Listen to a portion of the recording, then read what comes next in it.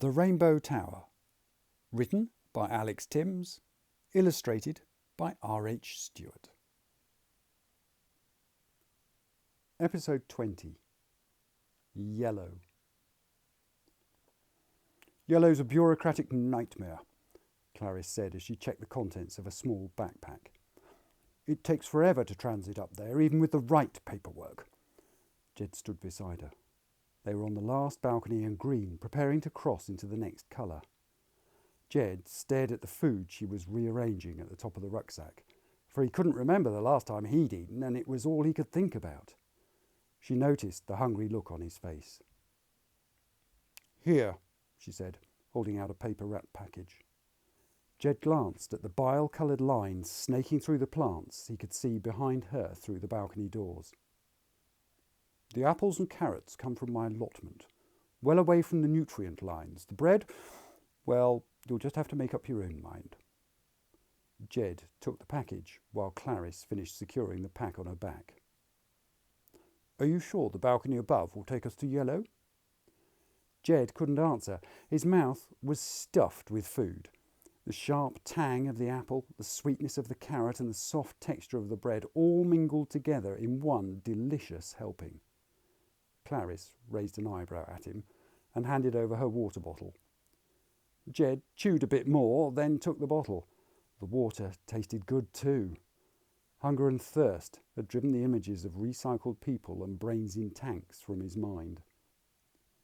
Now that his hunger was sated, he could afford the luxury of thinking again. The next time he ate, it would be something not contaminated by Swenson. "Yes," he swallowed, and looked up at the huge balcony extending over their heads and jutting out way beyond the one on which they stood. "The concrete divider's not shown on the plan," Jed went on, handing back the flask. "But I've counted the floors from the top of green, and going up from here should take us over the division." This was easy to say, but from where he stood, it looked an almost impossible task. Plus, Jed had only ever climbed inside before. This was something entirely different. Jed had really wanted to wait for Silas and Marjorie, not least so Silas could help him with the climb. Even now his hand strayed to the torch in his pocket at the thought of them. However, he knew he'd wasted enough time in green already.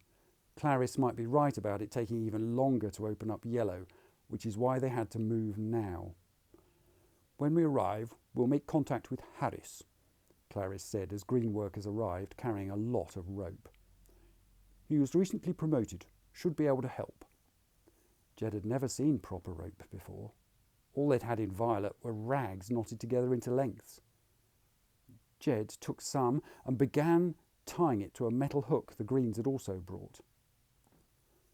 "I'm not sure there's enough rope for the ascent." It was Graham. He strode out with a harness strapped round his torso and legs, clinking as the dangling carabiners he had dotted all over the harness bumped together. "And that knot won't do," he said, snatching the rope from Jed's hands. "It needs to be like this." He tied a very insecure-looking knot. Jed undid the knot and retied it as soon as Graham walked away. "Right, we climb here," Graham said, pointing to the huge overhang above them. "Should be easy to go up here, then along." Jed ignored him again and instead brushed aside the foliage as he headed for the other end of the balcony. Here, the overhang wasn't so pronounced, making it, he hoped, a bit easier. "Well, where do you think you're going?" Graham called after him. Jed had time to test his grappling line a couple of times before Clarice emerged through the plants. She barely made a movement among the branches and leaves behind him. Graham crashed along somewhere farther in.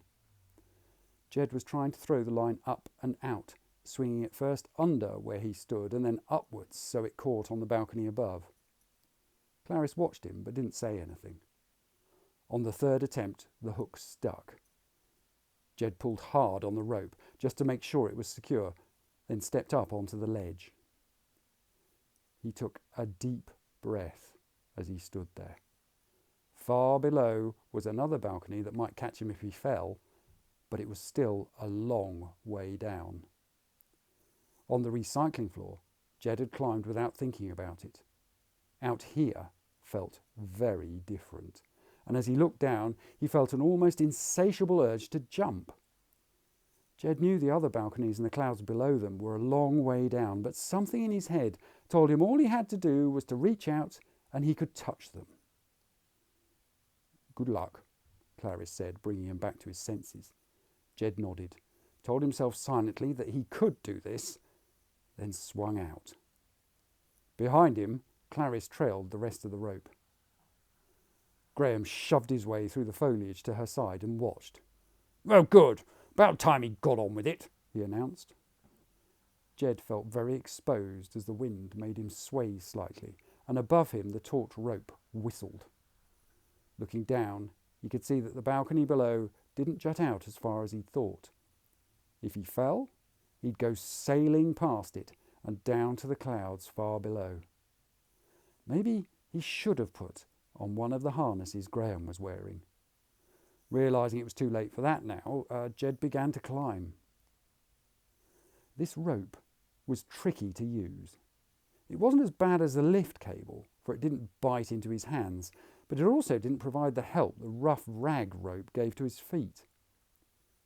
At last, Jed reached the balcony above. The bone had weathered at the edge so that he could see the internal cross lattice where it had grown. He could also make out the grappling hook wedged on the balcony edge just above him. With one hand and his feet gripping the rope, he reached out to grab the balcony with the other hand. The ledge felt hard under his fingers, and he pulled against it, ready to transfer his other hand across.